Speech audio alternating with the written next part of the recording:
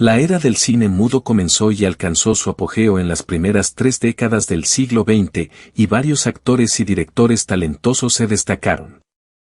Ninguno de ellos, incluido el actor y comediante británico Charles Chaplin, 1889 a 1977, considerado una de las mentes más brillantes de la historia del séptimo arte, recibiría una aclamación tan amplia por parte del público en general y de la crítica.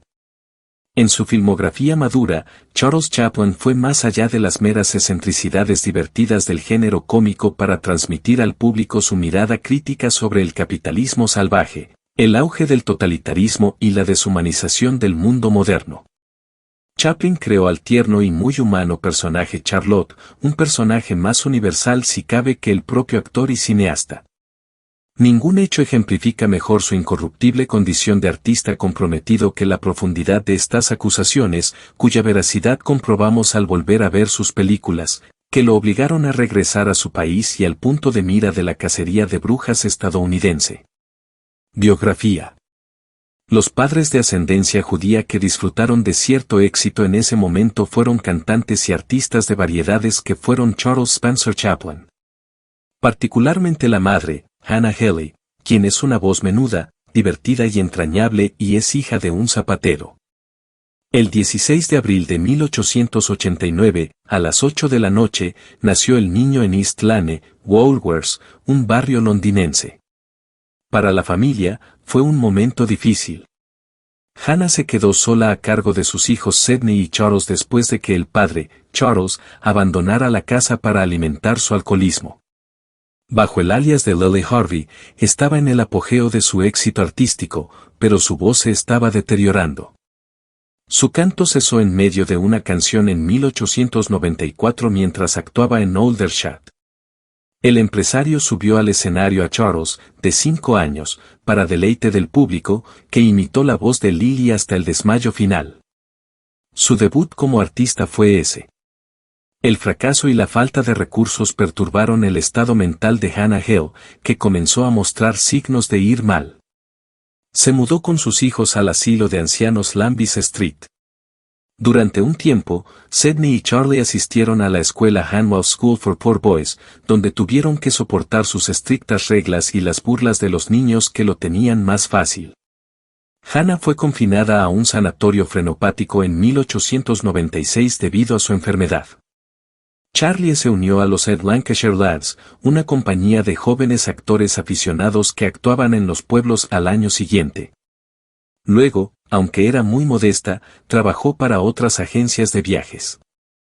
Charlie Chaplin era un hábil actor infantil cuando su padre falleció en 1898. Apareció como el protagonista de Jem, The Romance of a Cockney en 1901 cuando solo tenía 12 años, y 4 años más tarde se fue de gira con The Painful Predicament of Sherlock Holmes. El joven gracioso tuvo un año de suerte en 1906. Empezó firmando un contrato con Casey Court Circus como una de las primeras atracciones y terminó firmando un contrato con la reconocida compañía de pantomima de Fred Carnot, que también contó con Stan Laurel. Puntos de partida en Hollywood. Cuando Charlie tenía 19 años, tuvo la primera de muchas relaciones apasionadas y se enamoró profundamente de la aspirante actriz Hattie Calley. El director decidió incluir al futuro Charlotte, que había trabajado con Fred Carnot para perfeccionar y diversificar sus notables recursos de mimo, en la compañía que realizó una gira por París en 1909 y luego realizó otra gira de 6 meses por los Estados Unidos al año siguiente. Max Sanner estaba teniendo un gran éxito en ese momento con sus cortometrajes protagonizados por policías y bañistas que se basaban en corridas de toros, gestos exagerados, palos y peleas con pasteles de crema. Zenith reconoció el potencial cinematográfico de la mímica más hábil y matizada de Chaplin, y cuando el actor se embarcó en su segunda gira en 1912, lo persuadieron para que se uniera a su compañía de producción, Keystone. Después de mudarse a Hollywood en la primavera de 1913, Charlie Chaplin comenzó a trabajar allí en noviembre.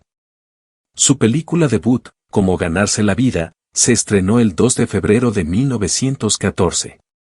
El mismo año, produjo 35 películas de un rollo, o cortometrajes de 12 a 16 minutos, escritos y dirigidos por Zenith, Charles u otros cineastas. Sus personajes no eran más que bocetos del vagabundo ingenuo y sentimental que lo haría famoso en todo el mundo, pero como Chaplin asumía un papel o una circunstancia distinta en cada uno de ellos, más tarde pasaron a ser conocidos como Charlotte Bailarín, Charlotte Camarero, Charlotte Conquista, Ladrón Charlotte Elegante, etc. El éxito fue astronómico, y en 1915 la productora de escena robó la estrella de Zenith por un contrato de $1.500 a la semana, una suma fantástica para un comediante de cine mudo que ganaba 10 veces menos en Keystone. Chaplin pasó a escribir y dirigir las 14 películas que hizo ese año después del escena. Ya abarcaban 2 carretes, tenían una historia más compleja que agregaba elementos románticos y deprimentes a la receta del humor, y tenían un guión cuidadosamente escrito y ensayado. En la mayoría de ellos, Edna Purviance actuó como socia de Chaplin. En todos ellos, Chaplin desempeñó el papel principal, en algunos, uno femenino. A Night in the Show, The Champion, A Night Out, y lo más importante The Tramp, El Vagabundo, en la que completaba al personaje que luego sería conocido como Charlotte, son dignos de recordar. Más tarde admitiría que había elegido el sombrero, el bastón, los pantalones anchos, la chaqueta estrecha y los zapatos casi al azar, como lo haría un verdadero vagabundo. El resultado fue el disfraz más conocido y duradero de la historia del cine. El nombre de Charlotte le sería dado a Chaplin por la distribuidora de sus películas en Francia en 1915. En 1916, el exitoso mimo cambió una vez más de productora. En 2 años produciría 12 películas con Mutual, 3 de las cuales protagonizadas por Edna Purviance, The Pawn Shop, El Prestamista, Easy Street, La Calle de la Paz, y The Immigrant, El Inmigrante. El First National contrató a Charlie Chaplin en enero de 1918 por un récord anual de $1 millón. El primero de sus matrimonios con muchachas casi adolescentes tuvo lugar también en ese mismo año. Su matrimonio con Mildred Harris, una actriz menor que entonces tenía 19 años, duraría hasta 1920.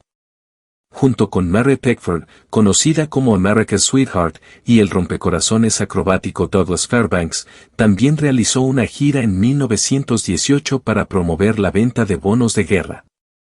Entre ese año y 1922 produjo 12 películas con First National, algunas de las cuales son consideradas clásicos en su filmografía, como A Dog Life y Shoulder Arms.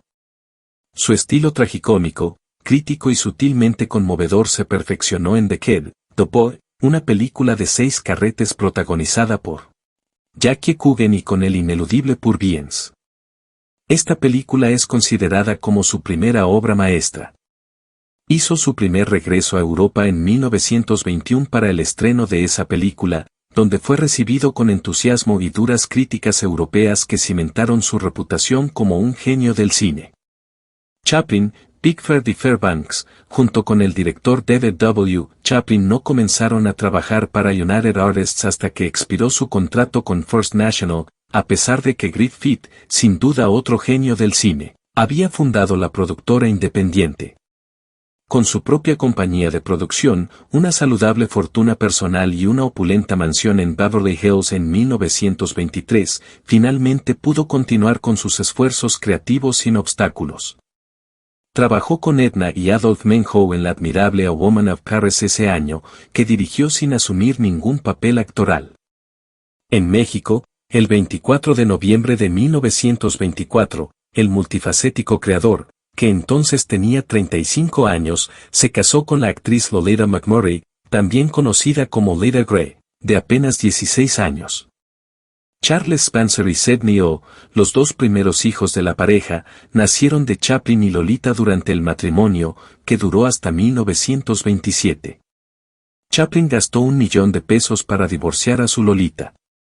En 1925 filmó La Fiebre del Oro, la primera de la gran trilogía final protagonizada por Charlotte, y en 1942 produjo una versión sonora de la película con su voz como narración y música original. The Jazz Singer, protagonizada por Al Jolson, fue la primera película sonora que se estrenó en 1927, pero Chaplin se apegó a la tradición del cine mudo cuando hizo The Circus, El Circo, en 1928, una película que pensó que era menos popular que las otras dos que componían la trilogía. A pesar de ser una excelente película de comedia. Su primer premio de la Academia, otorgado en 1929, fue por esta película. 2 años más tarde se publicó City Lights, paradigma de la ternura y la desolación de su alter ego cinematográfico. También incluía escenas sonoras y música de Chaplin. Viajó a Europa nuevamente y extensamente en 1932, y mientras estuvo allí, asistió a una recepción y conoció a la actriz francesa Paulette Goddard. Ambos continuaron por la ruta de lo que finalmente se convirtió en una gira mundial, y al año siguiente Paulette se uniría a él en la última película de la trilogía, Modern Times, Tiempos Modernos, una parábola ácida sobre las opresiones y miserias del maquiavelismo y el capitalismo, y en última instancia sobre la modernidad que trajo. Por el éxito abrumador de la revolución industrial. Cuando estalló la Segunda Guerra Mundial y los alemanes invadieron Europa, Chaplin rodó El Gran Dictador, una parodia humorística y mordaz del nazismo, en 1940.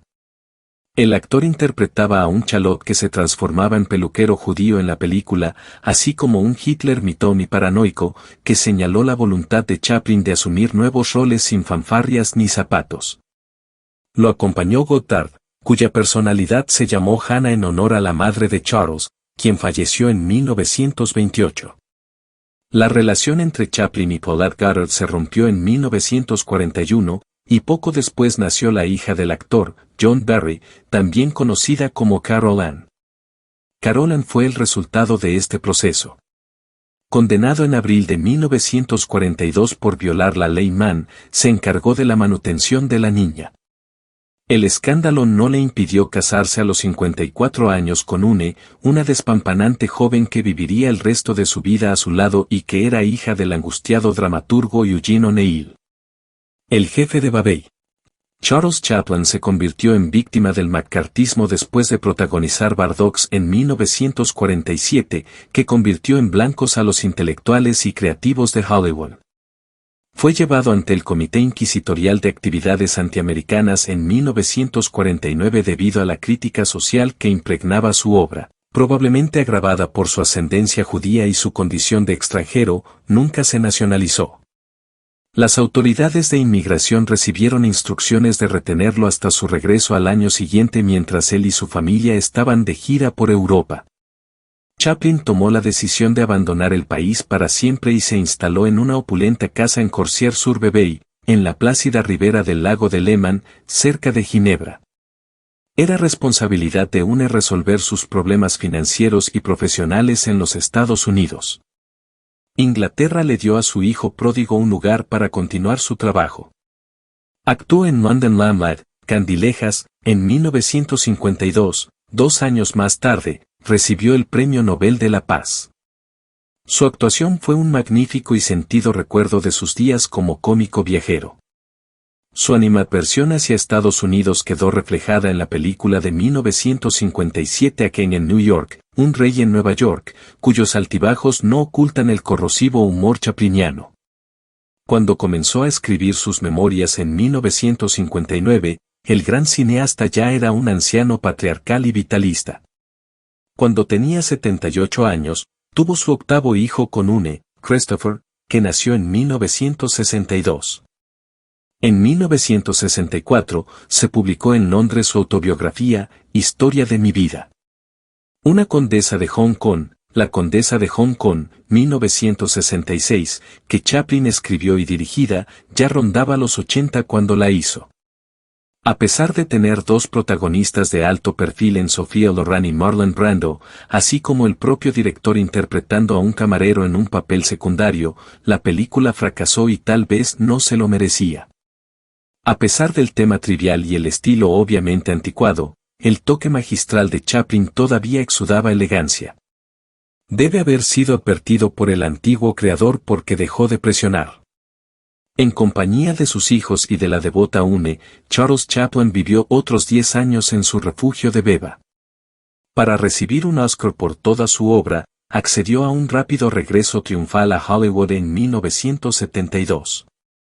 The Gentleman Tramp, El Caballero Vagabundo, dirigida por Richard Patterson en 1976 y basada en su autobiografía, contó con escenas de la familia Beba. Rodada por el director de fotografía español Néstor Almendros.